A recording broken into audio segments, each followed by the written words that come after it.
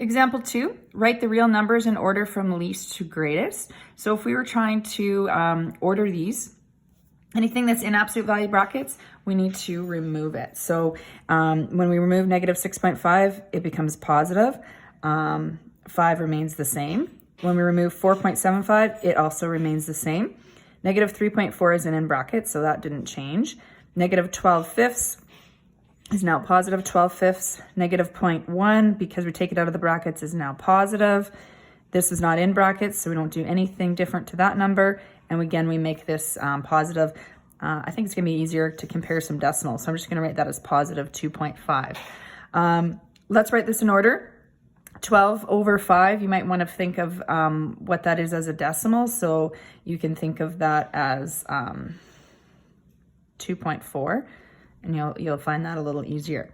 So if we put this in order from least to greatest, we're going to take this negative number. So those would have been the ones that weren't in brackets. So the smallest negative number was negative 3.4.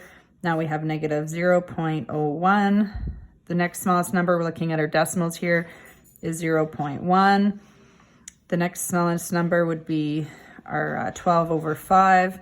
I'm just going to write it as 2.4 at first.